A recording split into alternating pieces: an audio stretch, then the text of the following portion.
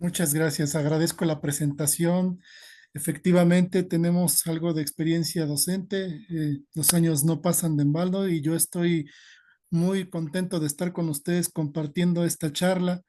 Un tema de actualidad muy interesante, sobre todo porque dicen que la próxima revolución científica, tal como lo diría Thomas Kuhn, va a ser precisamente la cibernética. Dicen que de las grandes revoluciones históricas que han marcado esas coyunturas han sido la escritura, con ella comienza la historia, la imprenta porque nos permite preservar la memoria histórica y la conciencia histórica. Recuerden que el ser humano es un ser gregario y además de eso, pues la diferencia con otros seres vivos es justamente la de preservar el conocimiento. La tragedia, por el contrario, se vio enmarcada por la quema de la Biblioteca de Alejandría, lo cual, dicen algunos, nos llevó a retrasarnos por lo menos 1000 años. Imagínense dónde estuviéramos ahora si esos conocimientos adelantados, por ejemplo, ¿no? Ya se había descubierto la industria del vapor antes que en Inglaterra en el siglo XVIII. Recuerden que fue en esta biblioteca donde alguien, ¿verdad? Había hecho del vapor una nueva tecnología y sin embargo eso se perdió, ¿no? Lo cual nos llevó a ese retraso tecnológico. Y la otra cuestión que va a marcar esta coyuntura en el siglo XXI es precisamente la conectividad cibernética, la inteligencia artificial. Lo vemos con ChatGPT, lo vemos con Sofía y ahora en el tema del derecho que nos interesa a todos, que por supuesto es mi área profesional de desempeño, como bien lo comentaron, pues es justamente el ciberdelito, ¿verdad? Ese hito que está marcando, que va a marcar y que tiene proyección y que, bueno, está en sus inicios. No estamos definiendo nada todavía porque eso es lo emocionante de esto, ¿verdad? El rumbo que pueda ir marcando. Muy bien, le pediría al asistente, por favor, si podemos comenzar. Ya saben, cualquier duda, cualquier pregunta, siéntanse la libertad de levantar la mano y con gusto, ¿verdad? Al parecer somos 11 participantes. Insisto, me da mucho gusto compartir el aula virtual con ustedes. Y vamos a hacer algunas preguntas de reflexión antes de comenzar, de entrar en materia, ¿verdad? Como les comentaba, ¿qué sucede ahora con esta nueva revolución? ¿Cómo impacta, ¿verdad? En prácticamente toda la vida moderna del ser humano en pleno siglo XXI. ¿Qué pasa con las líneas de investigación?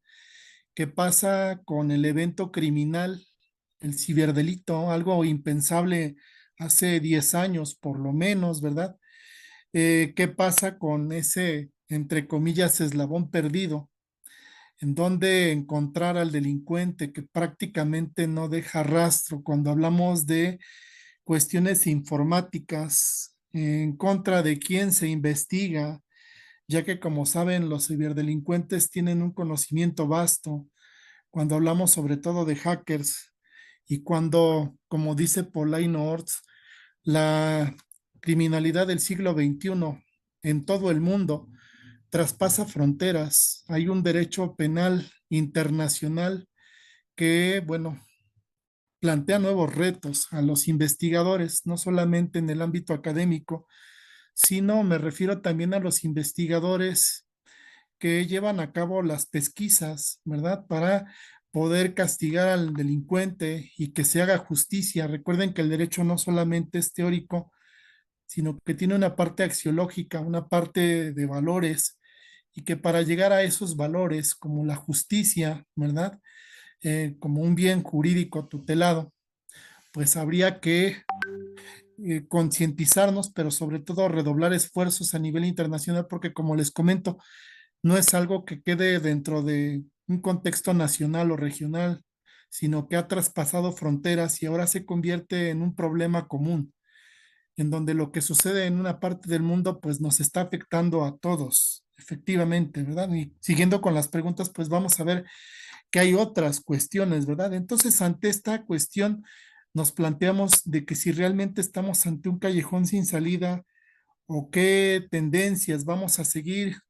Repito, ya que estamos comenzando el despertar de este siglo XXI ante estos nuevos retos, ¿no? ¿Qué pasa con la soberanía? ¿Qué pasa con la investigación criminal y qué medidas se han tomado o se siguen tomando o se van a seguir tomando durante este siglo XXI? Seguimos, por favor.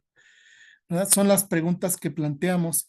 Y bueno, cómo se organizan, sobre todo los países más avanzados, que es en donde precisamente aparece este tipo de ciberdelito. No por nada marca la frontera hacia este nuevo horizonte, la interconectividad y la informática, ¿verdad? Justamente en la Unión Europea y Estados Unidos, sobre todo, en donde, bueno, se organizan a nivel internacional para investigar y para luchar contra estos delitos, sobre todo cuando marcan la pauta cuestiones tan delicadas como la seguridad nacional o incluso internacional, ¿verdad? En el caso de Estados Unidos, como dicen autores, a partir del 2001, cuando sufre el atentado de las Torres Gemelas, se ve la vulnerabilidad de los Estados Unidos, la primera potencia mundial, respecto a cómo enfrentar a un enemigo desconocido.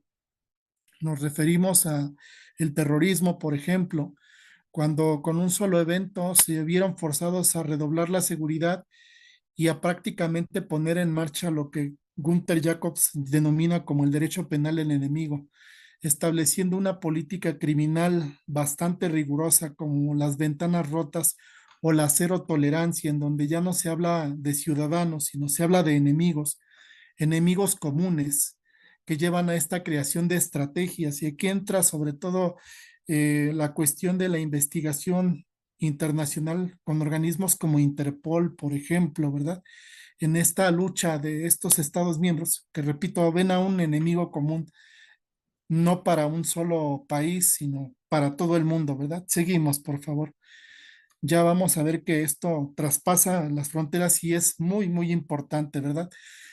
Decíamos, puede ir desde cuestiones sumamente duras, como puede ser, por ejemplo, la seguridad de un país o datos personales que pudiéramos decir pues no son tan relevantes, pero en realidad sí, ¿verdad? ¿Qué pasa, por ejemplo, con los hackeos a las industrias o a nuestros propios datos personales, ¿verdad? ¿Qué sucede, por ejemplo, a partir de 1950, 1990, que dura la Guerra Fría, en donde, por ejemplo, ustedes no lo pueden creer, pero ante la urgencia de esta seguridad aparece la necesidad de pues por esa urgencia encriptar, por ejemplo, la respuesta atómica de Estados Unidos a solo 4 dígitos, tan fácil o más fácil que cualquier otra contraseña personal, ¿verdad? En cuanto a tecnología, me refiero a que solamente con marcar 4 ceros seguidos se tenía acceso a pues las cuestiones de energía nuclear, energía atómica, para hacer frente a esa amenaza de Guerra Fría de la Unión Soviética. Fíjense ustedes ante qué se enfrentaba el mundo y por qué es tan importante y desde ese momento en adelante ha cobrado gran relevancia. Fíjense nada más. Seguimos, por favor. Les digo, prácticamente abarca toda la vida del ser humano, la vida moderna, ¿verdad? Y es por eso que se torna relevante este tema, porque justamente se busca personal cualificado, profesionalmente hablando. Y ya les decía yo desde el inicio, ¿verdad? No es que sea un lujo, sino que es la proyección, lo que se ve hacia el horizonte, lo que viene en este siglo XXI, lo cual nos abre multitud de oportunidades en todas las áreas, ¿verdad? Para estudiar posgrado o para estudiar una carrera en este tema que es prácticamente novedoso, sumamente novedoso. Es una mano de obra cualificada que por lo mismo, pues es sumamente valorado a nivel internacional, lo cual significa que va a trascender, como ya también les comentaba, las fronteras nacionales porque a diferencia del derecho como tal, rigurosamente hablando, pues muchas veces queda, debido a sus características, por el sistema jurídico en el que se enmarca, limitado a una región, ¿no? Puede ser, por ejemplo, el caso del common law en los países anglosajones o del realismo en los países del norte de Europa, Escandinavia, por ejemplo, o el propio Estados Unidos o el derecho romano germánico en el caso de América Latina y Europa continental, pero ya les digo, estas cuestiones van planteando cosas que van poniendo en duda esa regionalidad, ¿verdad? No es que no tengan bases suficientes, hablando teóricamente. Estos sistemas jurídicos, ya sabemos que cada sistema jurídico tiene sus propias peripecias, pero estas cuestiones llevan a poner un paso más adelante, como casi todo en el derecho, ¿verdad? la realidad se nos va adelantando un paso más, si no es que más, lo cual pone a pues todos los legisladores, ¿verdad? Y a todos los operadores a un paso más allá, a responder a ese desafío del siglo XXI. Seguimos, por favor. Entonces les digo, esto va a ser muy valorado, ¿verdad? Fíjense, para muestra un botón, ¿qué pasa con esta ciberseguridad, con este mundo interconectado, con esta mundialización, ya no solamente la globalización? Desde 2019 se lleva a cabo la conferencia de ciberdelincuencia con estos dos organismos como respuesta a este fenómeno global. Me refiero específicamente a Interpol y a Europol, ¿verdad? Que unen sus fuerzas tanto en el sector público como en el sector privado para dar una respuesta a estas amenazas de ataque, ¿no? Que ya les digo, pueden plantear un reto constante, inclusive podría atreverme a decir más severo que la propia Guerra Fría. ¿Por qué? Porque prácticamente esta nueva coyuntura de la ciberdelincuencia nos hace plantear la seguridad en toda nuestra vida moderna. Ya les digo yo, desde activar armas nucleares hasta desviar el rumbo de aviones, o sea, están en manos de la delincuencia prácticamente la vida moderna, lo cual lleva a esta interconectividad, ¿verdad? Esta suma de esfuerzos entre la Interpol y la Europol desde 2019 a la fecha. Y ahorita vamos a ver algunos datos que nos van a hacer reflexionar un poco más. Seguimos, por favor. ¿Qué temas se tocan en ciberseguridad y que afectan no solo a un país, sino a todos los países del mundo? Por un lado, el desarrollo de la inteligencia artificial, que es algo novedoso. Por otro lado, las repercusiones de este 5G, que también ha venido a revolucionar esta cuestión de la tecnología. Ya les decía yo, el traspaso de las cuestiones fronterizas, lo cual supone pues derribar obstáculos, ¿verdad? Y bueno, unir investigaciones en ciberdelincuencia, porque estos nuevos retos, ¿verdad? Plantean otros desafíos. Les digo, prácticamente toca todo lo que es el ámbito de la vida humana en el siglo XXI, desde la economía con las criptomonedas hasta la seguridad de los países y el uso de fuentes abiertas, ahora que estamos en este mundo interconectado donde la comunicación es prácticamente accesible con un clic o con oprimir una tecla, pues estamos abriéndonos ante el mundo y el mundo se abre ante nosotros, lo cual, aunque a primera vista no puede parecer tan vulnerable, pues prácticamente es un mundo de acceso a las 24 horas, los 7 días, ¿verdad? Ahí no reconoce días de asueto, como las vacaciones o alguna otra cuestión, sino que prácticamente cualquier persona a cualquier hora del día puede tener acceso a datos muy vulnerables. Seguimos, por favor. Son los temas que guardan relevancia, ¿no? Decíamos o podríamos imaginar que el futuro viene a posteriori, pero el futuro es hoy, ¿no? Y cuando digo que el futuro es hoy, no estoy exagerando, ¿verdad? Por ejemplo, Craig Jones, director de ciberdelincuencia de la Interpol, dice que es urgente crear un modelo de actuación que trascienda lo tradicional, critica lo tradicional porque se ha quedado rezagado, ¿verdad? Ahora la propia delincuencia se conecta y se pone de acuerdo para poder ir más allá, ¿verdad? Les decía, este adelanto a la seguridad o a los niveles de seguridad de los países lleva a esta interconectividad y a forzar a esta evolución de este mundo interconectado en las sociedades del ciberespacio. No es solamente entonces el mundo físico que vemos, el que percibimos con los sentidos, sino hay un mundo cibernético, ¿verdad? Que es incluso más delicado que el mundo tal cual lo conocemos. Seguimos, por favor. Y eso solo para contextualizar. ¿Qué pasa con estos retos que plantea la tecnología, como los malawares, por ejemplo, que son los más comunes, ¿verdad? O el criptosecuestro, es decir, hablar de hackings, ¿verdad? Que llevan a secuestrar recursos informáticos, ya les digo que prácticamente ponen en jaque la vida moderna y que llevan a desnudar literalmente la vida de las personas o los países. Se reciben año con año informes, ¿verdad?, sobre esta cibercriminalidad y cómo va avanzando, cuáles son entonces estos retos. para poder mitigar los efectos de esta ciberdelincuencia, ante qué, en otras palabras, nos enfrentamos en este siglo XXI. Seguimos, por favor. Y esos retos, bueno, no son otros más los que estamos viviendo actualmente, ¿no? Steve Wilson, el jefe del Centro Europeo de Ciberdelincuencia de la Europol, por otra parte, dice, debemos avanzar en los ámbitos de prevención, es decir, una política criminal preventiva, no reactiva. Él está enfocando esta mira en la prevención, dice el dicho, más vale prevenir que lamentar, pero también en dos aspectos. Por un lado, el cumplimiento legal, ¿verdad? Y por otro lado, el enjuiciamiento, como dice el doctor Enrique Díaz Aranda, ¿no? ¿Qué significa el contexto de la responsabilidad penal, ya específicamente en el área penal?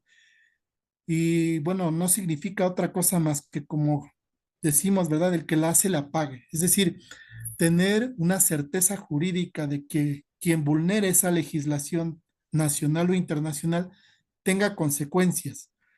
Pero más que una política reactiva, me refiero a la política criminal, vemos que la tendencia es una política preventiva o proactiva, porque efectivamente es mucho más económico. Y ahí está el otro punto de la ciberdelincuencia y la ciberseguridad en el siglo XXI. Es mucho más económico prevenir, ¿verdad?, que remediar algo con una política reactiva que prácticamente no hace nada ante estos retos, ¿no? O sea, de nada nos serviría incrementar las penalidades cuando, por ejemplo, se ha atacado o se ha vulnerado la seguridad de un país, ¿no? Eso sería demasiado grave. Seguimos, por favor. Entonces, eso nos lleva a plantear ante qué nos enfrentamos y cuáles serían estas medidas, ¿no? Esta respuesta mundial de ciberseguridad, como dice Josephine Teo, ¿verdad? Esta ministra de Singapur, respecto a esas medidas de urgencia, pero sobre todo les digo, con tendencias proactivas, no tanto reactivas, porque ya está más que comprobado, no solo a nivel regional, sino a nivel transnacional, que la prevención es mucho más efectiva que la represión, ¿verdad? Eso lo dijo el 16 de octubre de 2023, o sea, muy recientemente. Les digo que este es un tema prácticamente de actualidad. Seguimos, por favor. Y bueno, también vean lo que dice este señor director ejecutivo de Interpol. Dicen la ciberdelincuencia y redes delictivas altamente organizadas, interconectadas. Fíjense, lo cual nos lleva a pensar que efectivamente entonces la delincuencia organizada no es solo un tema de nuestro país, ¿verdad? Sino que efectivamente ya podríamos hablar inclusive de delincuencia organizada a nivel de ciberdelito, ¿verdad? Es decir, ya se traspasaron fronteras y prácticamente los delincuentes están al mismo nivel o inclusive un poco más allá, a las mismas exigencias del siglo XXI, la interconectividad, en donde dice, ¿verdad? Algunas veces ni siquiera muchas empresas pueden soñar, ¿no? Cómo está traspasando esos límites de realidad, ¿no? En donde, bueno, prácticamente la codicia y la malevolencia, como dice este señor, es lo que ha forzado o ha obligado a ponerse al día a los ciberdelincuentes. Esos retos del futuro que, insisto, los tenemos al día de hoy. Seguimos, por favor. Vean ustedes la contextualidad y algunos datos recientes, por ejemplo, en 2023, ¿verdad? En esta conferencia llamada 16 Shop, en donde, como ustedes saben, hubo un ciberataque donde prácticamente se cometió un fraude a través de la ciberdelincuencia mediante correos engañosos electrónicos. Puede ser a través de enlaces o mediante formatos PDF en donde pues se ofertaban tarjetas de crédito a usuarios desconocidos, ¿no? Y la gente ante esta cuestión de ambición también no tomó las medidas preventivas necesarias y fue víctima de este ataque, lo cual llevó a explotar sus datos personales por Internet, lo cual fue muy sonado también en Internet, ¿no? O sea, si veían esta contraseña del 16 Shop, significa que estaban siendo víctimas de un ciberataque, pero a nivel masivo, ¿no? Fíjense, aquí está esta cuestión del traspaso de fronteras. Ven ustedes que lo que decimos no solamente es teórico, sino una dura realidad, ¿no? Algo que es muy reciente, efectivamente. Seguimos, por favor. Y por si no lo sabían, pues solamente para entrar en contacto con esta realidad, un baño de realidad. En 2023 también hubo 70,000 incidentes de ciberataque en 43 países alrededor del mundo, con acceso a datos tan vulnerables como identidad, tarjetas de crédito y números telefónicos, por decirlo poco, lo menos. Empresas inclusive, ¿verdad? Tanto de Estados Unidos, de Europa y de Japón llevaron a cabo también esta cuestión de vulnerabilidad, como el grupo IB, por ejemplo, o el Trend Micro, en donde, bueno, con esta plataforma de ciberdelincuencia 16 Shop, pues se llevó también a esta vulnerabilidad de secuestrar datos y usarlos para beneficios económicos. Fíjense ustedes lo que decimos, ¿no? Y eso está obligando a todos estos países de primer mundo, no es cosa solo de México, ¿no? Sino de todo el mundo. Lo que yo les comentaba al inicio, se traspasan fronteras y entonces no es cuestión solo de un país, sino de todos en general a mostrar esa vulnerabilidad. Tal vez pudiéramos pensar que por ser países de primer mundo, pues están exentos de este tipo de ciberataque, pero la realidad es que no. Vean ustedes que todos somos vulnerables y por eso es necesario conjuntar esfuerzos para frenar este tipo de ciberdelincuencia. Seguimos, por favor. Y bueno, ya que hablamos de ciberseguridad, pasa como con el Quijote, ¿no? Todo el mundo dice que lo ha leído o por lo menos lo ha escuchado, pero en realidad muy poca gente lo conoce, ¿no? Lo mismo con la ciberseguridad. Es paradójico que en este siglo XXI, como ya les comento, siendo la característica de esta nueva revolución tecnológica, todos lo escuchan, pero muy pocos comprenden qué es esto, ¿no? Pues es tan fácil como decir que aquí el instrumento de delito son las tecnologías, ¿no? Tanto software como hardware. A favor y en contra, ¿a qué me refiero? Se puede usar tanto para cometer ilícitos como para prevenir ilícitos, ¿no? La policía cibernética, por ejemplo, sería un ejemplo de política criminal preventiva, ¿no? En donde la tecnología es ese instrumento de investigación, pero al mismo tiempo, incluso, ¿verdad? Desde los móviles, smartphone, laptop y demás. Del otro lado, la delincuencia lo utiliza como instrumento de delito para perpetrar estos crímenes, ¿no? Basta con vulnerar un sistema, insertar un virus y entonces, pues, prácticamente se comete el delito, ¿no? Por otro lado, en cuanto a estas tendencias de política criminal, pues se busca proteger a estos sistemas tecnológicos de ataques, lo cual incluye dispositivos, lo cual incluye aplicaciones, tanto hardware como software, ¿verdad? Y bueno, sobre todo estas cuestiones de informática tan comunes, ¿verdad? Como el spam o los virus o el malware, entre otros, ¿no? Ese es el objetivo y eso es lo que entendemos por ciberseguridad. Seguimos, por favor. ¿Qué es un ciberataque? Va de la mano con el ciberdelito, ¿no? Y la ciberseguridad. Puede ser desde un delito consumado, utilizando este instrumental tecnológico, software y hardware, hasta tentativa. Puede haber intentos por exponer datos, por alterar datos sin autorización. Aquí el elemento, hablando ya teóricamente desde el punto de vista de la teoría del delito, podríamos decir el elemento subjetivo, ¿verdad? En esta tentativa es justamente el no tener autorización formal del usuario para ingresar a sus cuentas o tomar sus datos personales. Y ahí la otra cuestión de esta visión dogmática, ¿verdad? Desde el punto de vista jurídico, ¿qué hacer con la legislación? Ya lo vamos a ver más adelante, ¿verdad? Es necesario crear tipos penales que regulen esta cuestión tecnológica de ciberdelito.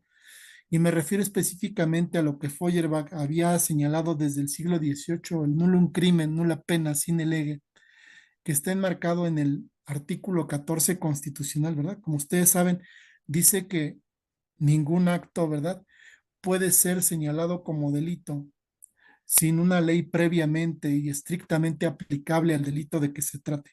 Y aún más, ¿no? ¿Esta política criminal llevaría a legislar a nivel regional o es necesaria una legislación a nivel global? Tenemos una pregunta de su compañero Alex Zaragoza. Lo escuchamos, compañero. Gracias. Sí, Gamaliel, ¿verdad? Buenas noches a servidor, buenas todos. noches. Gracias. Bueno, un tema muy interesante que estás tocando. Tengo una pregunta para ti. ¿Se puede considerar un, una prevención de ciberseguridad cuando un equipo está conectado en una red interna, pero no está conectado al internet? En mi conocimiento, creo que no, pero tú eres el experto, ¿sí? O sea, un intranet que no está conectada a la red, o sea, al internet, nada más es localmente, no hay acceso a la nube, a toda la red. En mi opinión, ahí no puede considerarse como parte de la ciberseguridad, ¿o sí?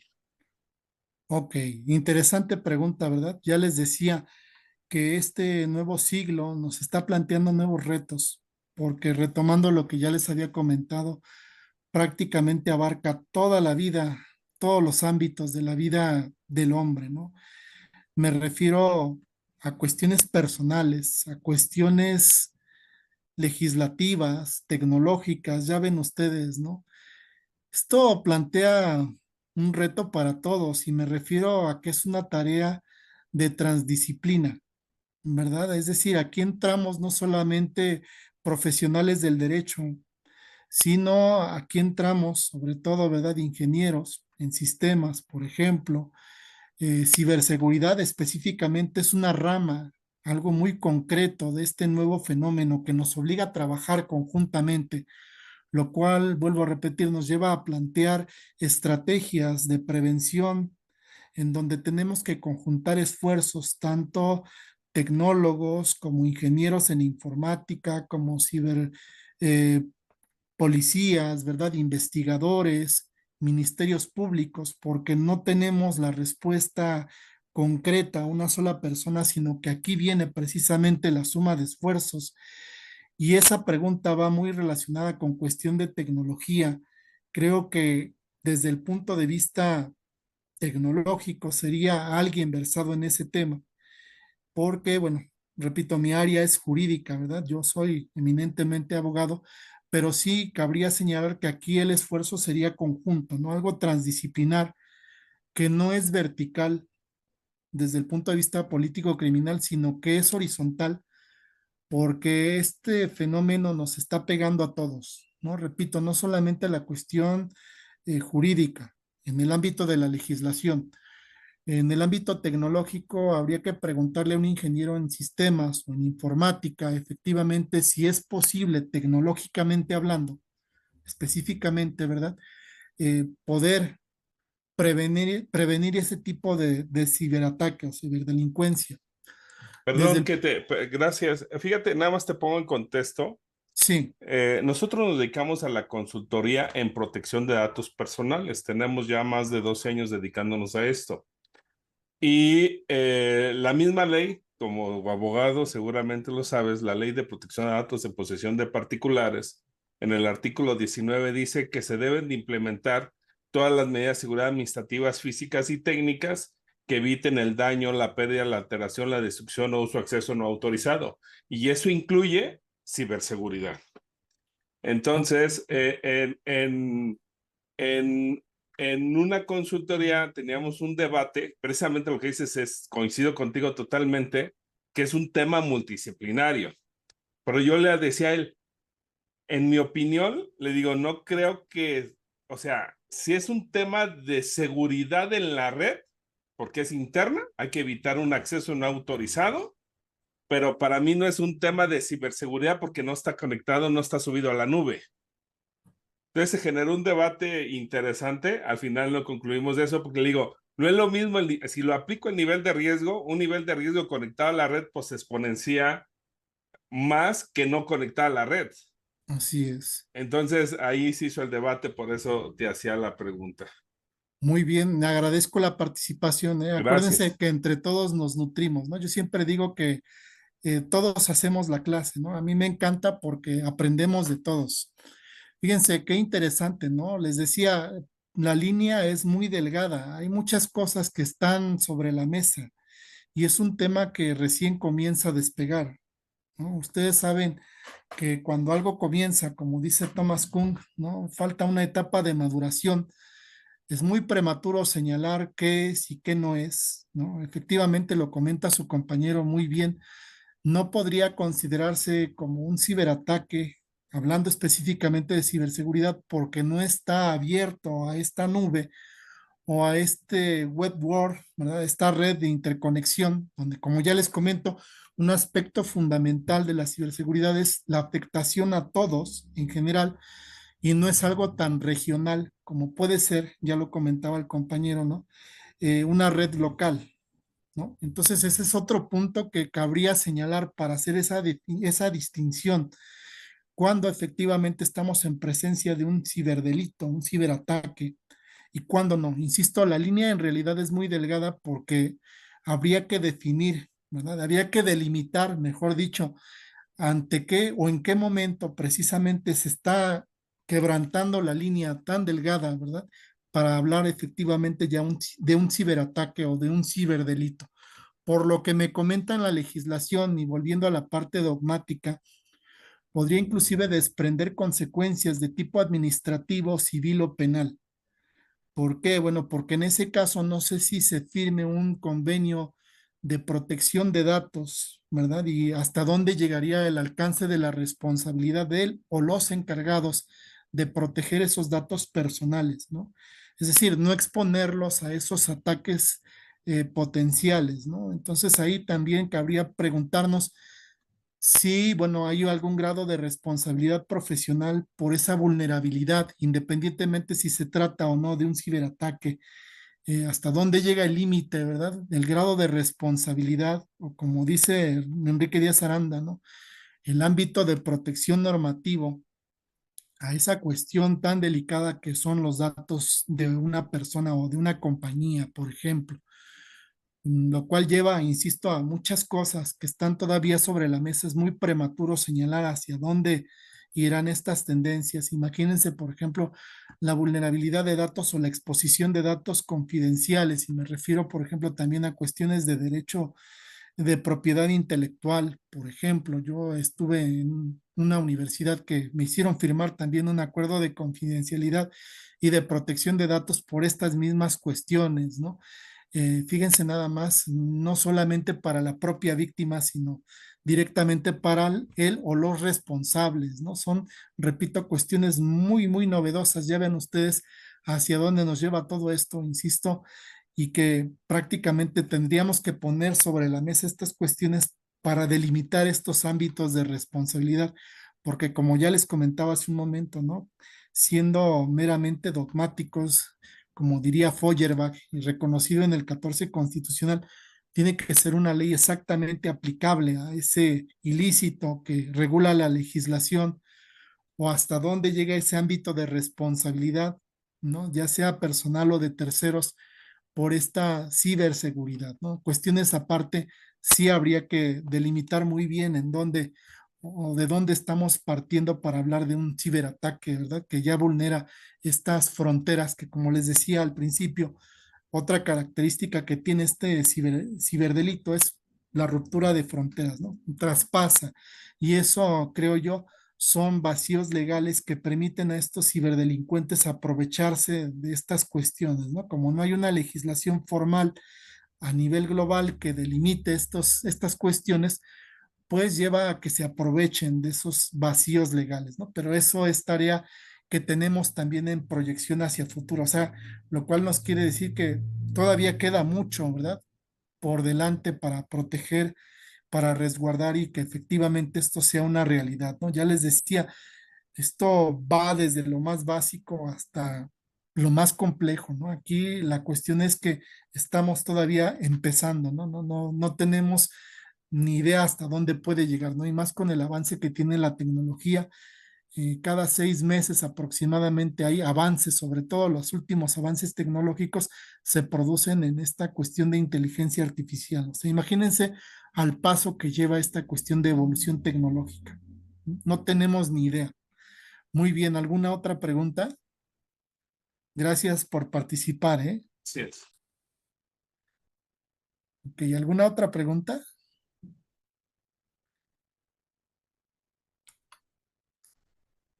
Seguimos, por favor. Ya saben, si hay preguntas, con todo gusto, ¿verdad? Bueno, ¿y por qué es relevante todo esto? Les decía, porque esto no va a reconocer tampoco víctimas, ¿no? No podemos decir que como son particulares son más vulnerables que el gobierno, por ejemplo, ¿no? En el caso de México, pues es bien conocido que hubo ataques al gobierno federal, ¿no? O a las propias empresas. Esto no reconoce fronteras y aquí me atrevo a decir que el punto medular en todas estas incidentes es justamente la vulnerabilidad de esta privacidad que prácticamente con esta cuestión tecnológica ya no la hay, ¿no? O sea, lo que se sube a la nube se queda en la nube, ¿no? Como dice el dicho, lo que pasa en Las Vegas se queda en Las Vegas, pues lo que se sube a la nube se queda en la nube y eso abre las puertas a que estos ciberdelincuentes puedan atacar, insisto, tanto a particulares como al gobierno, ¿no? Y eso también incluye a personas morales, o sea, me refiero a empresas y a organizaciones. De todo esto que sucede, solo el 4%, ¿verdad? Eh, Podemos decir que están, entre comillas, seguros. Y eso lo digo entre comillas porque también, insisto, la tecnología va avanzando, va evolucionando y los ciberdelincuentes pues se las ingenian, ¿verdad? Para evadir estas cuestiones de seguridad. Ya no es suficiente, ¿verdad? Con esos candados, esos encriptados que puedan frenar este avance. Y eso es también un reto. Les digo, esto es multidisciplinario, ¿no? Aquí la labor es para los ingenieros, de qué manera enfrentar y estar un paso más adelante que los propios ciberdelincuentes, ¿no? Seguimos, por favor. Por eso les digo, las cuestiones preventivas son mejores, por lo menos así lo veo yo, que las cuestiones de reprimenda, ¿no? Eso prácticamente no. En el caso de IBM, por ejemplo, ¿verdad? Eh, Fíjense, tiene 207 días para identificar un ciberataque y bueno, este tiempo es insuficiente para frenar estos ataques y hablamos de una empresa grande reconocida a nivel internacional en cuestiones tecnológicas, ¿no? El promedio para contener los ataques son de 277 días, ¿no? Y estas brechas de identificación son de 207 días, o sea, es insuficiente. Es como, imagínense, estar enterados de que viene un asteroide que va a golpear a la Tierra y bueno, prácticamente teniéndolo a 10 kilómetros, poco podríamos hacer, ¿no? O sea, estaríamos como los dinosaurios, condenados a desaparecer. Pues lo mismo sucedería con estos ciberataques, ¿no? O sea, vean el promedio de días que tiene una compañía como IBM para responder, ¿no? O sea, es insuficiente, o sea, lo cual nos abre, insisto, las puertas a esta novedad, a esta exigencia tecnológica, jurídica, informática, en todos los ámbitos del saber humano, prácticamente todos, para dar esa respuesta preventiva, ¿no? Porque prácticamente el tiempo que tienen de reacción es nulo, ¿no? Con este dato. Seguimos, por favor. ¿Qué más? Bueno, fíjense estas brechas de seguridad. En el caso, otro caso sonado en 2024, Verizon, ¿verdad? El 74% dice que se puede atribuir a ataques humanos, pero también hay otros tipos de ataques, como lo llama de ingeniería social, ¿verdad? Aquí la cuestión es, como les comentaba, el ámbito de responsabilidad, sobre todo cuando hablamos de organizaciones empresariales y respecto a la responsabilidad por la vulnerabilidad de los datos sensibles de una empresa, desde contraseñas hasta accesos, ¿verdad? Información privilegiada, donde se ha sabido también de empleados que por venganza, al ser despedidos, ¿verdad? Pues hacen a un lado estas cuestiones y exponen a la propia empresa, se ha sabido, y eso también es una realidad, ¿no? De esta llamada ingeniería social, donde prácticamente, insisto, una vez que está en la red, esta cuestión de la información, bueno, prácticamente está en manos de cualquiera y eso lleva a esa vulnerabilidad a nivel global de exponer, ¿verdad? A personas tanto físicas como morales, ¿no? Está en esta ingeniería social. El 74% atribuido al ser humano, no solo a la tecnología. Otro tanto podríamos decir, por ejemplo, a la inteligencia artificial, ¿no? ¿Qué sucedería en el caso de algún fallo? como lo tuvo recientemente Microsoft, ¿no? Que dijeron que estaban depurando y que por eso se cayeron los sistemas alrededor del mundo, lo cual llevó a retrasar vuelos internacionales y prácticamente vimos qué tan vulnerables somos los seres humanos del siglo XXI por tener nuestra vida controlada por la tecnología, ¿verdad? Eso es una realidad que lo vivimos muy recientemente. Seguimos, por favor. Fíjense nada más. Y bueno, ustedes saben, está por demás comentarlo, ¿no? Los tipos de ciberataque aquí son variados, ¿no? Desde el phishing hasta vishing, entre otros, ¿no? Como ya les comento, lo que tienen en común es la exposición de datos personales, el dejar vulnerables a estas empresas o estas personas físicas para obtener datos, ¿no? Aquí el elemento común en todos estos tipos de ataque es la exposición de información delicada, desde información particular hasta información empresarial, lo cual lleva a que esto sea cada vez más cerrado, ¿no? O sea, cada vez sea más sofisticada la forma de atacar a las personas. Seguimos, por favor. ¿Qué les puedo decir en cuanto a este tipo de tendencias, ¿no? El malware es de los más conocidos y donde la mayoría estamos expuestos desde un correo, ¿verdad? Hasta una contraseña o como un cibersecuestro donde se pide un rescate, normalmente económico, para poder recuperar información hasta que se borren, ¿verdad? Archivos en la nube, lo cual, bueno, es infinito también este tipo de ataques. Seguimos. No es único, ¿verdad? Y bueno, fíjense, aquí está. La extorsión también puede pasar a terceros, ¿no? Que otras personas puedan pedir una triple extorsión, sea para atacar a socios o clientes, ¿no? Y eso también lleva a vulnerar otras cuestiones como la confidencialidad o los datos personales, incluso otro tipo de ciberdelitos como la propia imagen pública o la imagen privada, ¿no? Eso también está en moda. Seguimos, por favor. Y México no es la excepción. Fíjense que aquí hay un estudio, ¿verdad? De América Latina, en donde, bueno, desde 2019 hasta septiembre de 2020 hay un aumento de 186% en delitos cibernéticos. Ya les comento, no solo a nivel privado, ¿verdad? Sino a nivel público. Ya lo vemos en el caso de nuestro país y eso lleva a que se haga forzosa la legislación, la regulación del ciberdelito, como en el caso de nuestro país. Seguimos, por favor. ¿Y qué pasa? Bueno, les digo, ha venido incrementándose desde 2019, otro tanto sucede en 2023. Fíjense, 24.339 ciberataques en todas estas tendencias, ¿verdad? Se ha venido incrementando casi de manera exponencial. Otro país vulnerable también ha sido Brasil. O sea, qué casualidad que los dos gigantes de América Latina, México y Brasil, sean los países más atacados de América Latina. Y creo que no es casualidad, ¿verdad? Sabemos que las casualidades no existen. Seguimos. Y bueno, será por lo mismo. Vean ustedes los datos, ¿no? En América Latina, 137 millones de ciberataques, incrementándose un 50% y luego un 40% en México, 58.000 millones de ataques solo en 2021. Con todas estas tendencias, les decíamos, los más vulnerables, México, Brasil, Colombia, Costa Rica, Perú, Argentina, y eso pues ha llevado a esta alarma regional, hablando ya de nuestra región, de América Latina. Pudiéramos pensar, como les comentaba al inicio, que por ser países de subdesarrollo, pues no son vulnerables, ¿no? Y que eso sucede en países desarrollados, ¿no? Europa, Norteamérica, me refiero a Canadá y Estados Unidos, ¿no? Pero también en América Latina. Seguimos. Son solo algunos datos duros, ¿no? Fíjense, aquí hay un registro de 58.000 intentos solamente, ¿verdad? Delitos de tentativa de ciberataque en América Latina, de los cuales México ha sido el que más tentativas ha sufrido, 85.000 millones de incidentes de enero a junio en 2022. Fíjense, en Colombia, 6.3 millones.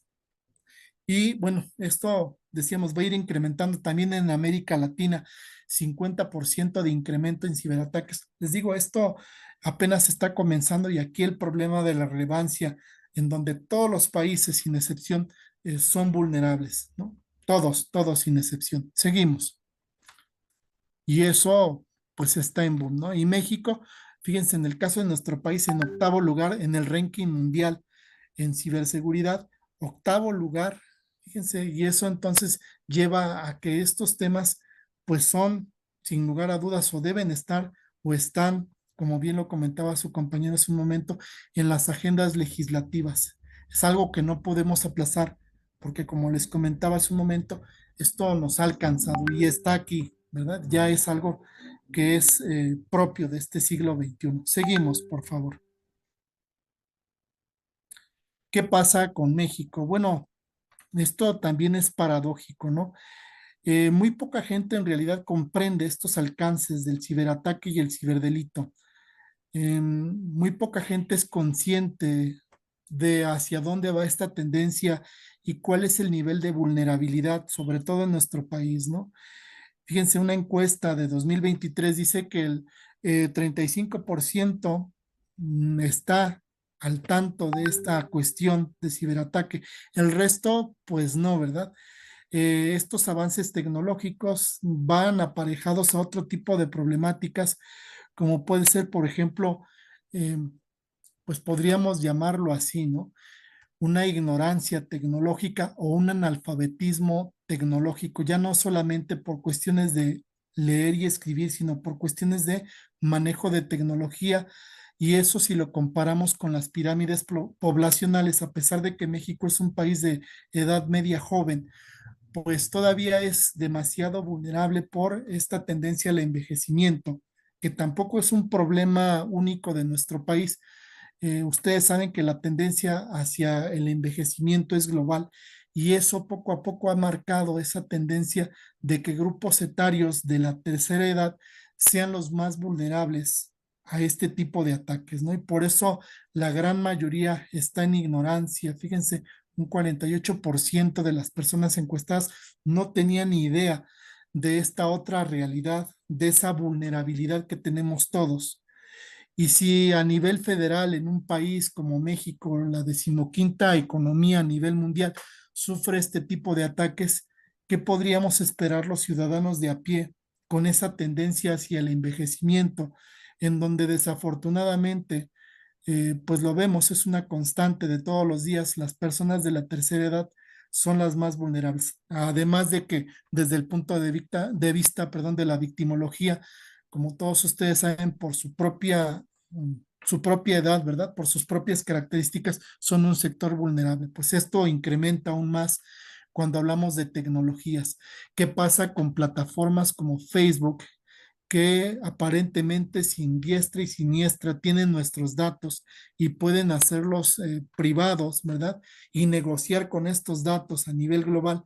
¿Qué grado de responsabilidad tienen estas empresas por manejar nuestros datos? ¿Hasta dónde llega la responsabilidad de nosotros como usuarios o no al compartir estos datos?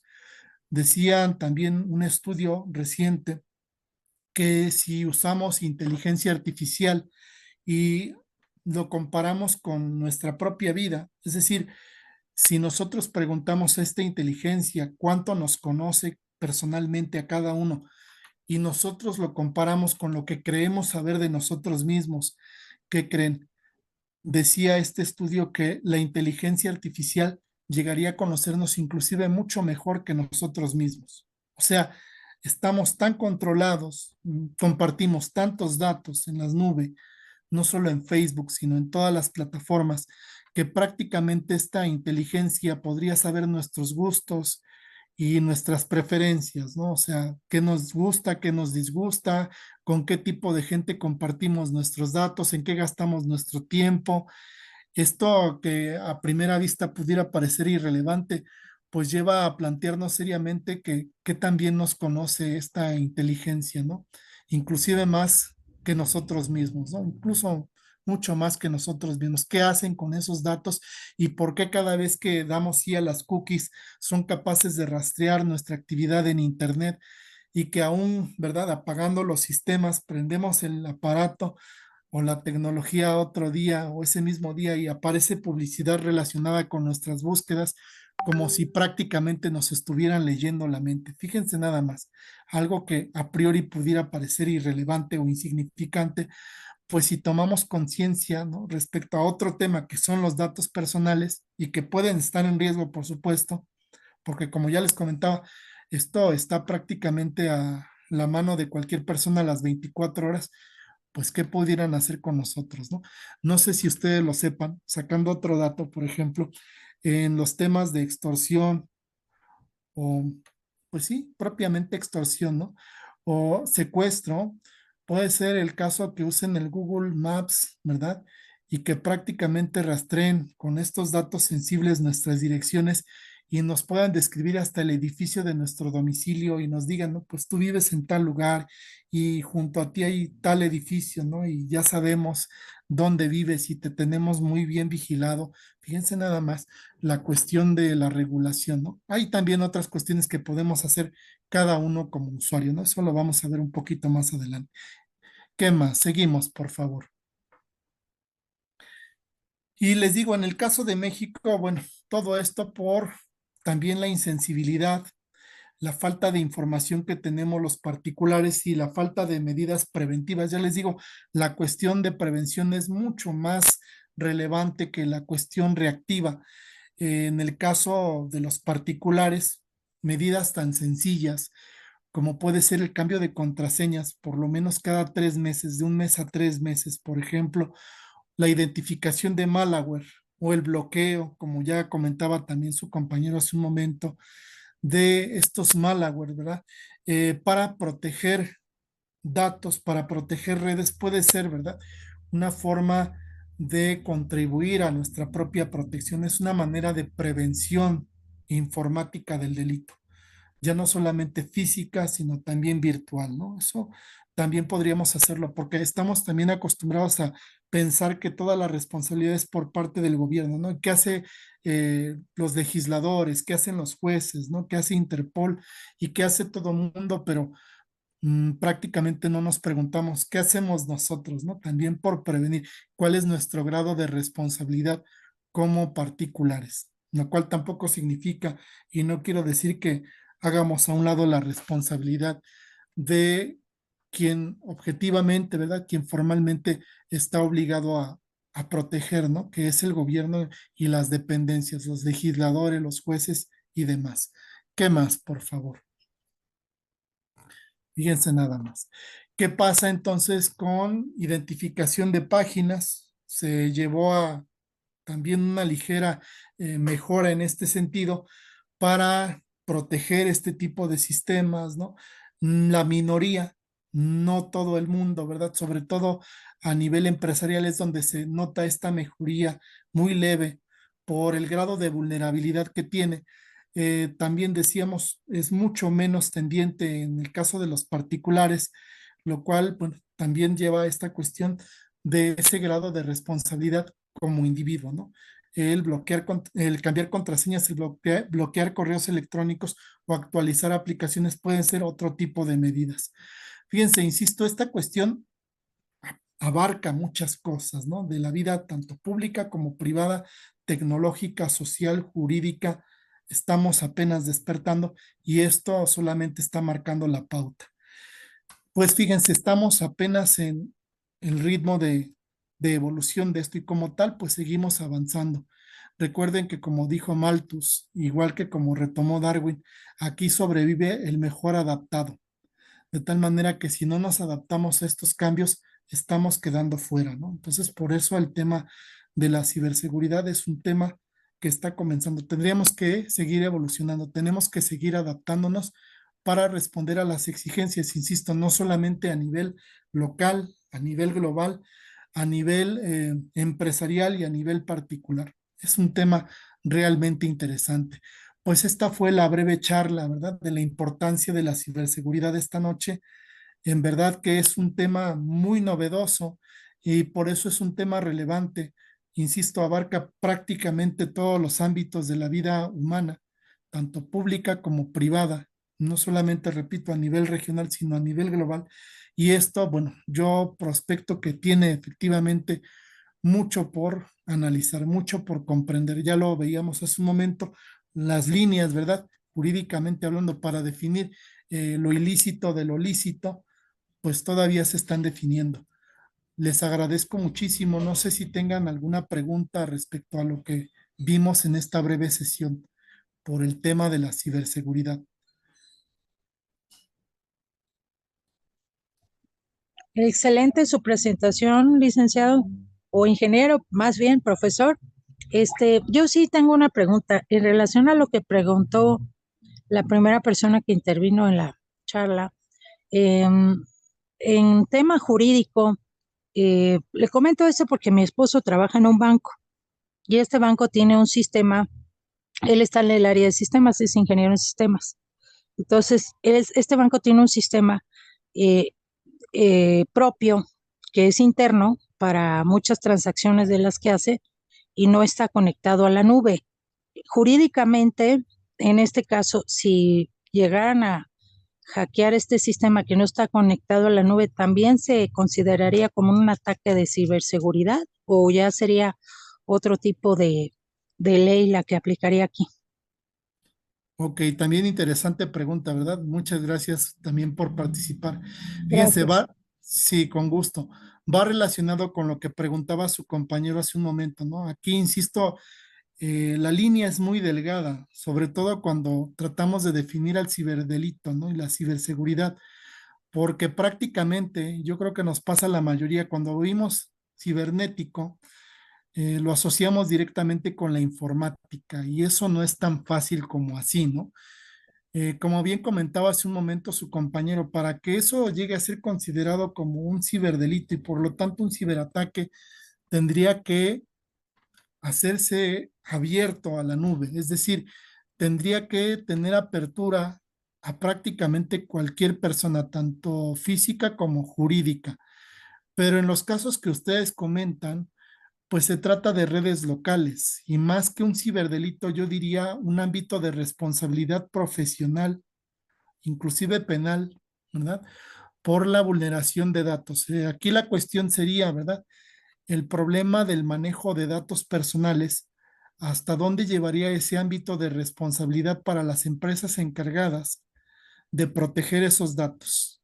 ¿No? Porque acuérdense que además de esta cuestión de ciberdelito y ciberseguridad, tenemos la legislación de datos personales, con todo lo que conlleva, ¿no? Decíamos, no solamente estas cuestiones, sino también civil por la responsabilidad civil que pudieran hacer, por ejemplo, con el uso de datos vulnerables.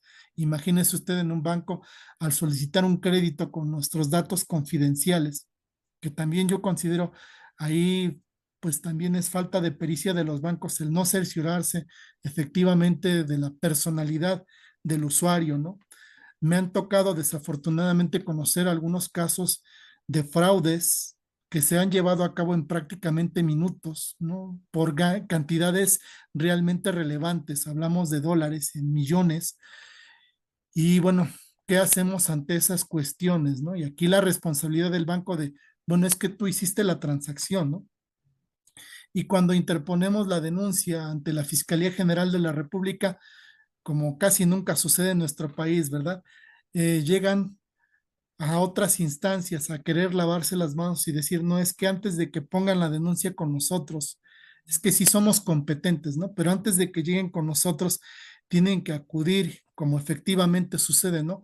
A una mediación. Fíjense, ya estamos hablando de un fraude, ¿no? En donde se vulneraron datos personales, contraseñas y pudieron desfalcar a una persona por millones de dólares en 5 minutos prácticamente. Y entonces dijeron, ¿verdad? Aquí la Conducef es la instancia competente. Pues antes de venir a denunciar, ve con la Conducef. Fuimos con Conducef. Conducef nos dijo, pues sí, déjame ver. Lo que pasa es que a nivel federal tampoco tenemos la infraestructura. No hay policía cibernética. Fíjense ustedes, esa fue la respuesta de la Fiscalía General de la República. No hay, ¿verdad? La tecnología ni los peritos adecuados para poder rastrear estos movimientos, lo cual es un vacío legal y eso deja en estado de indefensión a las personas. y entonces van de aquí para allá diciendo que no son competentes, que primero hay que mediar y agotar la instancia. Esa es otra cuestión que hay que tomar en cuenta, ¿no? Los formalismos y la burocracia, que es algo desafortunado en este país, que lleva a que estas cuestiones sucedan, ¿no? Es cierto que hay instancias, ¿no? Es cierto que los bancos son responsables y es cierto que cuando usted es competente, pero así son las cosas, ¿no? Eso lo hablo por experiencia profesional propia. Yo lo vi de primera mano. Compañero Alex, lo escuchamos.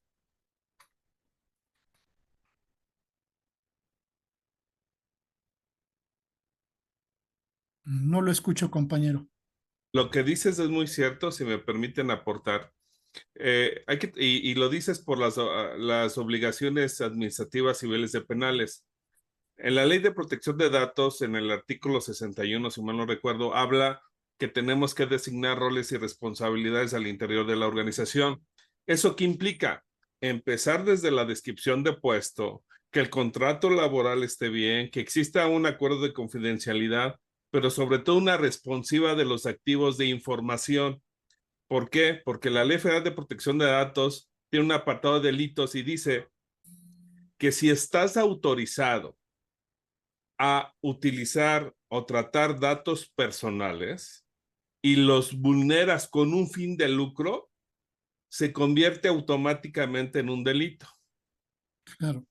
Entonces, en mi experiencia, cuando damos consultoría, pues nada de eso sucede. ¿Sí? O sea, ni siquiera está descrito una buena descripción de puestos. A mí es bien común que me pasa que dice el de TI, es que a mí no me obliga, a mí no me toca la protección de datos, para eso está un oficial de protección de datos, pero ¿quién está en custodia? Los servidores. ¿O quién contrató ese proveedor externo para el cómputo en la nube? Entonces, es un tema muy multidisciplinario y hay que demostrar que, como bien lo mencionas, que el empleado cometió, tú lo dijiste, la teoría del delito, la conducta antijurídica para demostrar el delito. Pero si no hay evidencia, todos piensan que el aviso de privacidad ya cumplí con la ley, pues no, están bien perdidos. Ok. ¿Sí? Fíjese, perdón, ahí va mi aportación. Lo que está comentando me lleva a pensar en algo que se llama principio de confianza, ¿no? ¿Hasta dónde llega el ámbito de responsabilidad de una persona que sea por un contrato, sea por que es un perito en la materia o porque la ley así lo obligue? Delimita su ámbito de responsabilidad. Es decir, de acuerdo con este principio de confianza, hablamos de una división de roles, en este caso al interior de una organización, como puede ser un banco, ¿no? Es decir, hasta dónde llega el ámbito de responsabilidad de cada persona, valga la redundancia, responsable en el manejo de esos datos. Porque les pongo un ejemplo más sencillo, ¿no? A ver si se entiende. Imagínense que pasa un evento desgraciado, así lo dice la doctrina, ¿no? En el caso de una cirugía, cualquier cirugía, ¿no? ¿En dónde llegaría el ámbito de responsabilidad del médico tratante? Si queremos que haya una responsabilidad, porque él pudiera excusarse a decir, no, era responsabilidad del anestesiólogo. Otro puede decir, es responsabilidad del instrumentista. Y así cada uno, ¿no? Entonces, igual sucede en este caso. Al ser esta división del trabajo, por decirlo de alguna manera, para que se entienda, trataríamos de delimitar jurídicamente ese ámbito de responsabilidad penal. Y para eso nos sirve esta cuestión, ¿verdad? De el principio de confianza, para ir delimitando esos ámbitos de responsabilidad de acuerdo al rol que jurídicamente le toca desempeñar a cada uno. La otra cuestión, compañero Alex, que participó, perdone mi pregunta, dice la legislación que puede ser, ¿verdad? Eh, Partícipe de un delito, pero ¿qué delito en específico o a qué delito se refiere? ¿Lo dice así abiertamente un delito o identifica el delito, el tipo penal en concreto? No, nada más dice que es delito, así lo redacta, que cualquier persona estando autorizada, que vulnere la base de datos y estaba autorizada y que lo haga con un fin de lucro, nada más habla habla de que es un delito, no No habla específicamente de algún delito. Bueno, sabrás que la ley ya está más obsoleta porque fue publicada en el 2010 y también habla de cuando se aprovechan del engaño y del error, por decir algo muy común que está pasando, del timbrado de nómina.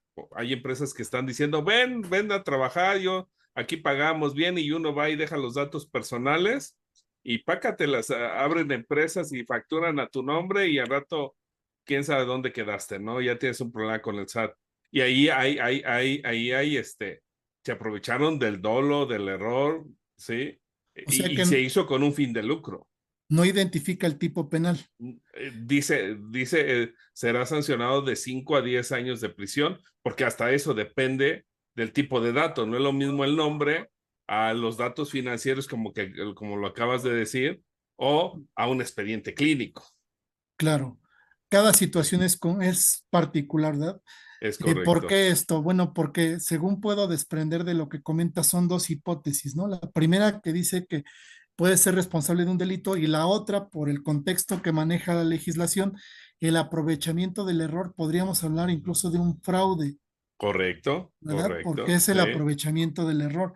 Entonces es un delito en especial porque está contenido en una legislación así es. especial, no netamente penal, sino especial, como sucede, por ejemplo, con el Código Fiscal en su parte punitiva o con la Ley General de Salud, por ejemplo.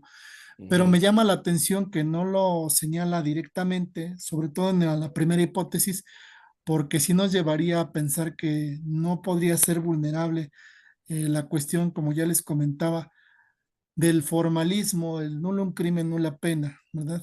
Es decir, aquí la cuestión de la seguridad del particular, sobre todo para el sujeto activo, señalar si es o no vulnerable al no identificar específicamente el tipo penal y solamente por deducción pensar que se trata de un fraude, pero que no lo está especificando como tal. Imagínense del otro lado, ¿no? En el caso del delincuente, no es que los defiendamos, sino sobre todo por este análisis jurídico, ¿qué pasaría si una persona es imputada, señalada por un delito que aparece en una legislación especial, pero que no lo define como tal, ¿no? Lo deja muy abierto al tipo penal y como saben, la Constitución está por encima de la legislación secundaria, entonces cabría la posibilidad inclusive de promover un amparo por vulneración al principio de legalidad, ¿no? No un crimen, no la pena sin delegue, pero esa sería otra cuestión interesante, ¿no? Oye, aprovechando, si ojalá se pueda, si dónde te pudiera contactar, porque me gustaría que hiciéramos un webinar en conjunto de hablar de ese tema. Creo que sería muy padre juntarnos y hablar de ese tema, porque no hay mucha literatura en ese tema, pero sí sucede. O sea, la constante en las empresas es el robo de base de datos desde los empleados. Desde hecho, me voy y me enojé contigo y te pongo la competencia y me llevo tus clientes y tus proveedores. Y ese es un robo de base de datos, porque el Sí, responsable es de la empresa A, no de la empresa B.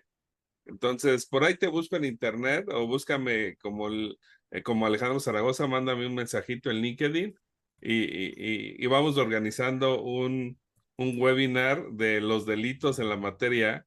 Yo lo acabo de dar en la Universidad Veracruzana y se puso bien bonito el debate. Entonces, ojalá lo podamos hacer. le Y agrade- invitamos a los compañeros que se conectaron aquí. le agradezco, Gracias. compañero, le agradezco.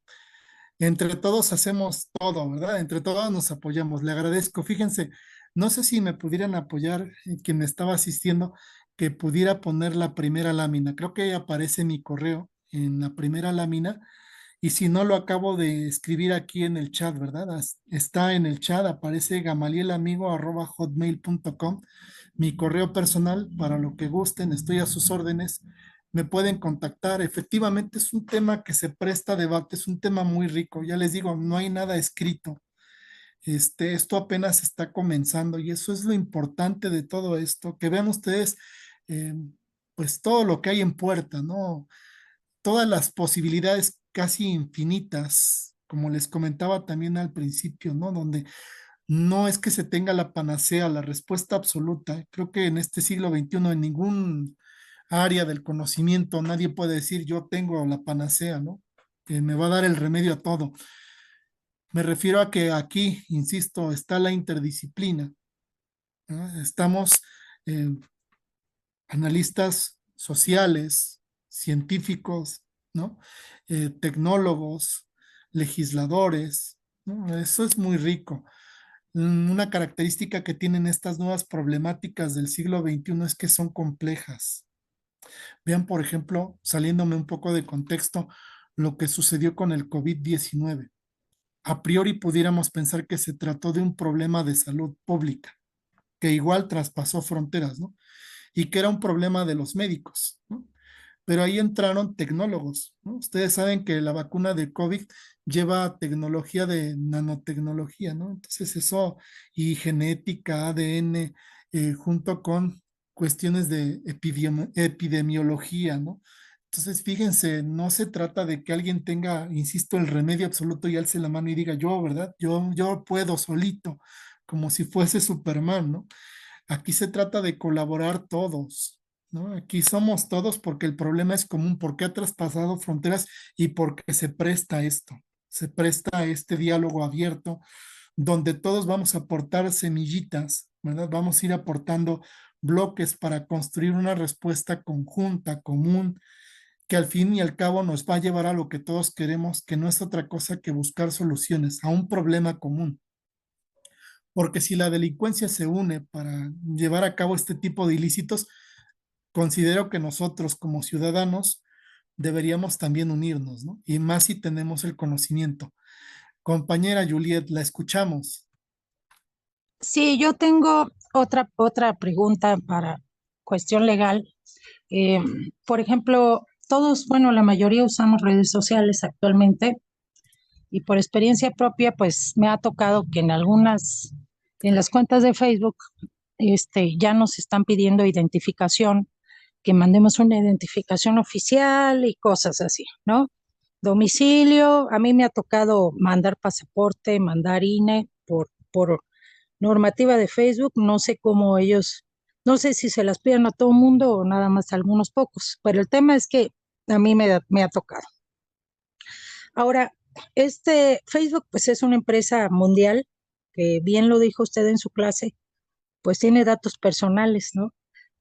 Creo que el presidente en alguna mañanera, y esto no es reciente, ya tendrá varios meses, no recuerdo si fue el año pasado, no hay una legislación realmente que avale que nosotros estemos dando esta información a empresas de particulares que a final de cuentas tienen dueños que son pues, empresas privadas y que por mucho que salgan a las cámaras a decir que ellos son buenas personas, la verdad no los conocemos. Entonces mi pregunta va orientada hacia lo siguiente. Este tipo de empresas, Twitter, Facebook, que ya piden identificaciones, que te identifican dónde vives y demás, si en el caso dado, pues mire, yo pienso que son intereses, ¿no? Ellos tienen demasiada información, ellos pueden decir, hoy sabes que llegó un grupo aquí de hackers y me robó todo, y a lo mejor son ellos mismos, ¿no? Que pudieran hacer algún tipo de negocio, no lo sabemos, porque yo no conozco al dueño ni tengo el gusto de saber sus costumbres ni su pensamiento.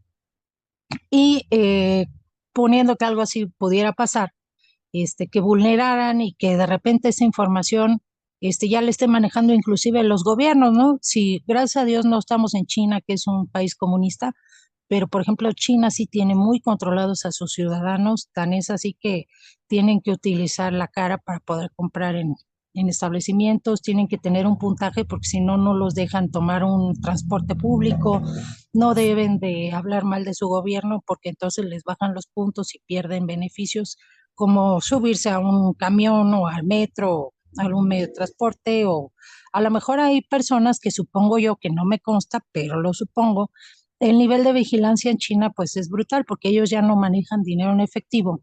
Entonces, si el ciudadano se comporta bien, pues el gobierno le castiga. Entonces, en cierta manera, pues hay todo tipo de gobierno, ¿no? Nosotros vivimos en México y no tenemos ese sistema, pero sí puede preocupar porque en la historia pues el mundo ha cambiado y han cambiado las ideologías y han pasado guerras como las que tenemos ahorita y la Segunda Guerra Mundial, la Primera Guerra Mundial y se han las dictaduras se han impuesto, como en el caso de Venezuela o Cuba. Entonces, en cierta manera, mi pregunta va enfocada a si esta información, estas empresas particulares se la brindan, no sé, por decir, Facebook, que le brinda la información a la CIA. La CIA pues ya tiene ubicado cuántos mexicanos, dónde viven, cuál es la identificación, cuántos años tienen, dónde nacieron. Esto no está legislado en el país. Y ellos podrían decir, ¿sabes qué? Pues aquí alguien hizo un ciberataque y de repente un grupo terrorista ya tuvo esta información. Y pues es así la cuestión. Mi pregunta es, no hay legislación en este tema, ¿cómo nos protegemos nosotros como ciudadanos? Porque realmente pues no creo que sea correcto o legal que una empresa como Facebook tenga todo este tipo de información y la pueda prestar o la pueda usar como él quiera. Si él quiere dársela a la CIA, pues se la da. Yo no dudo mucho que si el gobierno de Estados Unidos se la pide, Facebook se la niegue. Bueno, hasta aquí mi pregunta, mi intervención. Muchas gracias. Fíjense, tocó muchos puntos interesantes, ¿no? Efectivamente, en China, por ejemplo, por su sistema político, hay un escaneo de rostro, ¿verdad? Me parece que los ponen por color. El ciudadano que aparece en rojo no tiene derecho a subirse ni al transporte público porque desde las cámaras que aparecen en la vía pública lo están rastreando, lo monitorean prácticamente 24/7 y le dan un puntaje, ¿no? A estas personas, si eres un buen ciudadano, apareces con un historial en verde, un puntito verde. Qué casualidad que Facebook, cuando nos conectamos, ¿verdad? Aparece el puntito verde. Incluso te amonesta, ¿no? Pero fíjense, en el caso de China, efectivamente sucede eso, ¿verdad? Si tú eres un ciudadano incumplido, te sancionan y entonces apareces prácticamente etiquetado, ¿no? Lo cual me lleva a preguntar si eso también es lícito o no, si habría discriminación o no. La otra cuestión que tocó importante es que no habrá efectivo, como ya no lo hay en algunos países, ¿verdad? En el mundo. Agustín Carstens, que fue secretario de Hacienda de México y que está en el Banco Mundial, ha propuesto dentro de esta Agenda 2030, que me imagino que la han escuchado la mayoría, que desaparezca el dinero físico a mayor abundamiento con la pandemia, ¿no? Porque llevaba a transmitir el virus por la moneda y el papel. Bueno, eso llevó a premiar a todos los países del mundo, no solo de Occidente, sino de todo el mundo, a impulsar, ¿verdad?, una moneda electrónica, lo cual nos lleva a plantear otras preguntas. Vean ustedes todo lo que se desprende de estas reflexiones. ¿Qué pasa con los ahorros de los ciudadanos de a pie? Porque aparentemente plataformas como Cody, que aparecen en eh,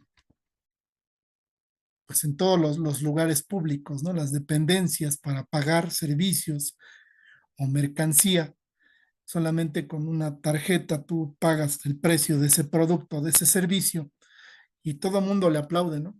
Se acabó el dinero en efectivo, tenemos más seguridad y podemos hacer transacciones más rápidas.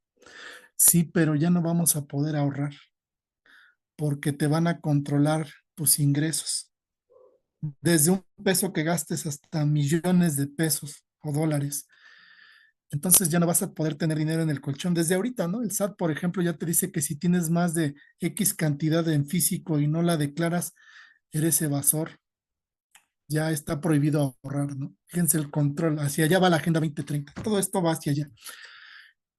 Bueno, pero le aplaudimos, ¿no? Decimos, ya no hay dinero en efectivo, vamos a ser felices y vamos a estar como los chinos, controlados, y eso le vamos a seguir aplaudiendo.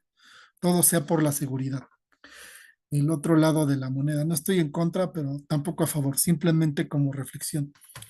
La otra cuestión que comentaba era, ¿qué ocurre en el caso de que efectivamente se cometa un ciberataque con los datos de cualquier ciudadano del mundo?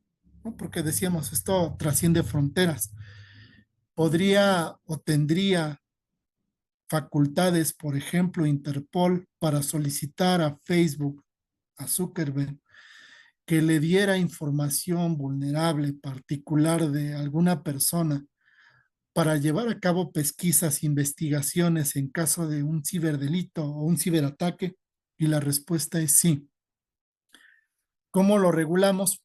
Aquí la otra cuestión es que en cada país la legislación es diferente y por eso la tendencia es esta unificación ahora legislativa para trascender estas fronteras y que no haya un pretexto de decir que como México no permite su legislación de divulgación de datos personales, que se tenga acceso a información privada, pueda ser un freno para investigar a una persona.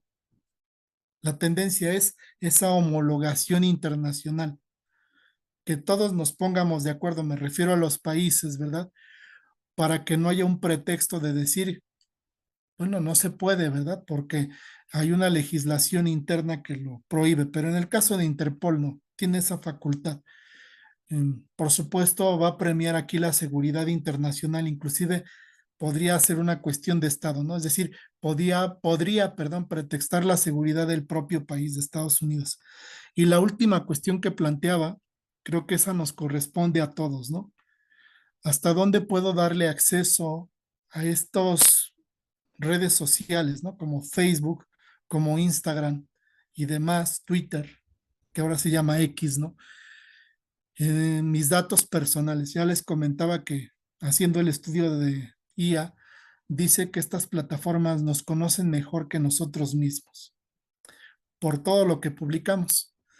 Y bueno, yo tengo una idea personal, ¿no? En este caso es tanto como abrir las puertas de mi casa y que cualquier desconocido que vaya pasando vea hasta el último detalle, ¿no? Pregunto, ¿ustedes harían eso con su casa física? Yo creo que no. ¿Y por qué digo esa pregunta? Bueno, porque sucede lo mismo con estas plataformas. Es decir, ¿hasta dónde soy capaz de darle permiso a estas plataformas de obtener información propia? Me pide correo, me pide dirección, me pide mi nombre, me pide mi fecha de nacimiento y otras cosas más, ¿no? No estoy obligado, jurídicamente no estoy obligado a darle datos y ellos jurídicamente están obligados a proteger mis datos, por el contrario. Pero ¿hasta dónde llega ese límite? Considero que ahí el freno lo pondría cada uno de nosotros, ¿no? O sea, yo no estoy obligado a informarle prácticamente cada segundo de mi vida, ¿no? ¿Qué estoy haciendo o qué no estoy haciendo o dónde estoy o a dónde voy o con quién estoy, ¿no? Es decir, lo que yo comparta en la red será hasta donde yo le ponga límites a Facebook, ¿no? Igual si publico fotos personales, ¿no? O si le digo dónde estoy de vacaciones o le doy santo y seña de mi dirección, ¿no? Con código postal y todo para que no se pierda. Yo creo que en ese sentido cada uno de nosotros somos responsables de nosotros mismos. Fíjense, otra tendencia de la legislación en el siglo XXI en materia penal es esa autorresponsabilidad, es decir, dejar que los estados en el siglo XXI, todos los países del mundo, dejen esa cuestión paternalista, que nos solucionen la vida y hacer al ciudadano responsable, es decir, estar frente a un ciudadano maduro, emocionalmente hablando, mentalmente hablando, que conozca sus derechos, pero también sus obligaciones y que él mismo se haga responsable por lo que hace o deja de hacer, lo cual incluye cuestiones virtuales, ¿no? No solamente el mundo físico. Es decir, hacernos responsables por lo que hacemos, lo que publicamos o dejamos de publicar en la nube, ¿no? O en Internet. Y eso, si bien tiene competencia el Estado, porque para eso está, también es responsabilidad de nosotros como ciudadanos del siglo XXI, no un ciudadano de un Estado regional, sino como un ciudadano del mundo, un ciudadano autorresponsable, ¿no? Que seamos responsables nosotros mismos por esa vulnerabilidad que podamos tener o no. Hasta dónde es responsable el ciudadano al querer ejercer sus derechos, pero también cumplir con sus obligaciones. Son muchas cosas. Fíjense qué interesante, ¿no? Bueno, esto nada más para poner en perspectiva, ¿no? Los ahorros, el manejo del dinero, la calificación que nos dan los países como China, si nos merecemos o no ser tratados de buena manera por el Estado, si nos van a controlar de aquí a 2030 nuestros movimientos económicos, porque tal parece que hacia allá va la tendencia de Carstens, ¿no? Esa fue la recomendación que hizo a los bancos centrales del mundo, hace un año, ¿no? La tendencia de digitalizar su economía, acabar con el dinero físico y que todo sea electrónico. Y entonces así nos van a controlar nuestros gastos, ingresos y egresos. Desde que te compras un chicle hasta que te compras una casa, ¿no? Todo va a estar registrado. Bravo por Cody, bravo por el dinero electrónico, porque nos van a poder controlar y ahora sí no va a haber evasión fiscal. Ya lo verán ustedes. Muy interesante todo esto, ¿verdad? Muy bien, compañera. Pues esa es mi reflexión. Sí, yo, resonante este tema, yo la verdad, honestamente, creo que según lo que está viendo a nivel global, le tendría más miedo a empresas tan grandes como las que acabo de mencionar, y en este caso los gobiernos, que a unos hackers organizados en el sótano de su casa. Este, y no porque no hagan un ciberataque, sino que simple y sencillamente, pues lo estamos viendo en otros rubros que a lo mejor no tienen nada que ver con la clase, pero ya cuántas décadas llevamos y de repente, pues ya saben que hay grupos aquí en México que están armados y no encuentran una solución y todo el mundo dice, bueno, ¿y cómo entran las armas y de dónde llegan y todo el tema? Entonces, es un tema pues que no se toca ni pues los noticieros, o sea, lo tocan por encimita, pero nunca ven la causa. Entonces, si los gobiernos, tanto el estadounidense como el mexicano, en nuestro caso, ellos se quejan, y aquí pues todo el mundo se pregunta, ha habido hasta grupos armados que tienen lanzacohetes que tiran hasta helicópteros, ¿no? Y tú dices, ¿cómo es posible que entró a México? ¿De qué estamos hablando? Si en ese rubro están haciendo todo lo que hacen, pues ahí viene más el tema de qué podrían hacer los gobiernos, o sea, al final tienen los datos de todo el mundo, ¿no? Y como dice usted, profesor, si se mete lo de la identificación digital, donde ya se requiere escanear cara y todo, pues va a estar peor, porque ahí Así es. creo que eso ya lo estaban implementando en Inglaterra. Creo que Puebla lo tenían ya pensado como la primera ciudad inteligente de 15 minutos y pues es un tema que va de la mano con la tecnología y pues bueno, saber qué nos toca, pero sí es muy interesante todo el tema legal en relación al tema de ciberseguridad. Muy bien, compañera. Muchas gracias. Fíjense, estaba pensando también en otro caso. No sé si se enteraron de Argentina, ¿verdad? Estaban regalando, entre comillas, $50 a ciudadanos de a pie, como todos nosotros, por simplemente escanear el iris, ¿no? Hay unas bolas metálicas en lugares públicos, tiendas de conveniencia y lugares públicos, en donde te regalaban $50 por solamente poner tu cara en esa esfera y dejar que te escanearan el iris.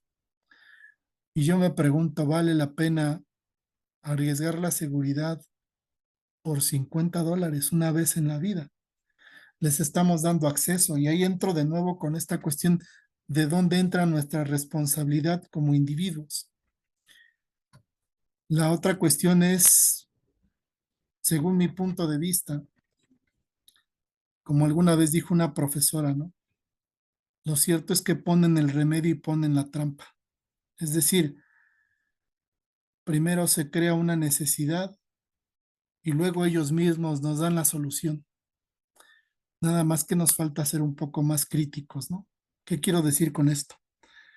Bueno, la cuestión de la inseguridad desmedida en el país, que ese es otro tema, que como dice la compañera, puede salir un tanto de contexto de lo que estamos hablando, aunque va relacionado por lo siguiente. Se sabe que pues, es un negocio transnacional que va a forzar tarde o temprano a que los propios estados a nivel global, es decir, Estados Unidos y México en particular, traten de regular esa cuestión del tráfico de armas.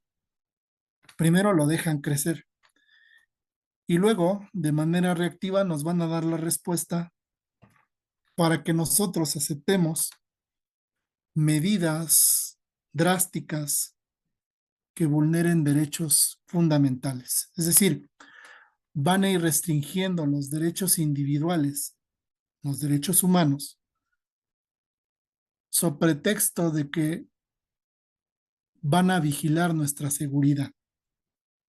Van a poder entrar a la casa de cada uno sin una orden de cateo para cuidarnos y protegernos, porque la delincuencia nos ha superado. Y entonces les vamos a dar la llave para que entren. Fíjense, ponen el remedio y la trampa.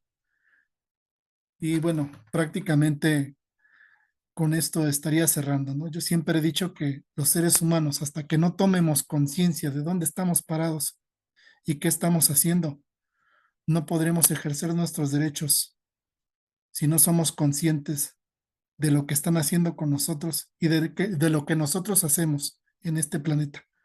Pero también se trata de cumplir con nuestras obligaciones.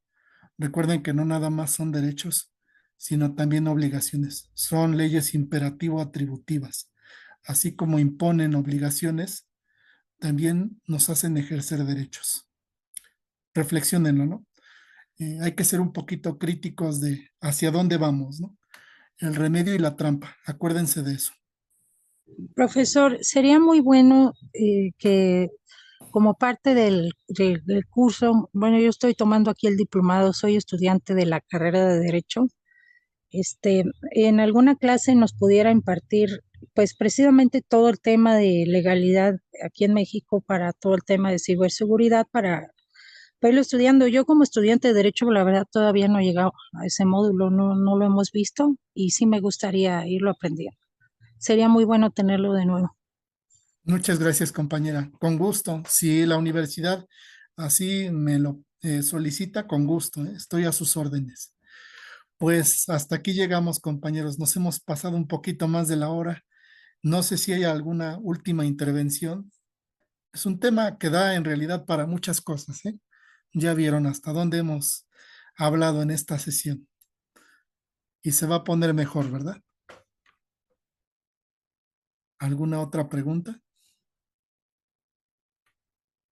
Doctor, muchísimas gracias por su valiosa participación en el webinar.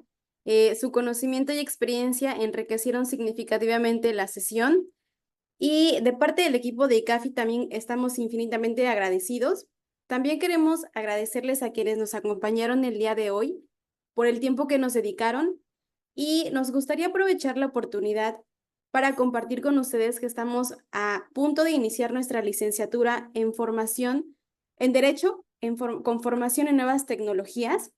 Y bueno, es por eso que el día de hoy nos reunimos a este webinar, ya que es un tema muy importante y va a formar parte de nuestra formación en esta licenciatura.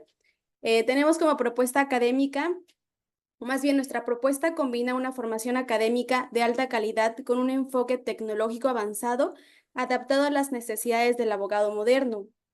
En ICAFI no solo te preparamos para el presente, también te catapultamos al futuro del derecho y abordamos desde derecho romano hasta blockchain y smart contracts. Protege la privacidad en la era digital y combate el cibercrimen. Domina la automatización de procesos legales y el análisis predictivo judicial. ¿Qué nos distingue? Tenemos un plan flexible 24/7 en el que podrán estudiar desde cualquier parte, el horario que ustedes decidan.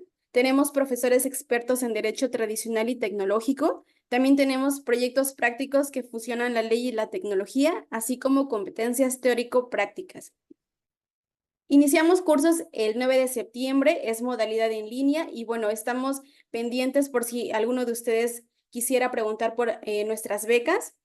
Y nuevamente agradecemos a todos que hayan estado con nosotros en este webinar. Al doctor Gamaliel, muchísimas gracias.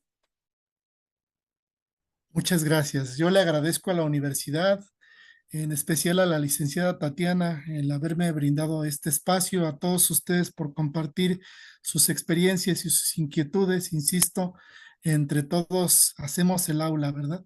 Les agradezco muchísimo, quedo a sus órdenes, mi correo está en el chat, ¿verdad? Bueno, les agradezco a todos. Buenas Gracias, noches. maestro. Buenas noches a todos. Muchas gracias, Muchas licenciado. gracias. Sería muy bueno volverlo a tener como ponente. Muchas bendiciones a todos. Gracias. Buenas noches. Buenas noches, gracias. ¿A qué hora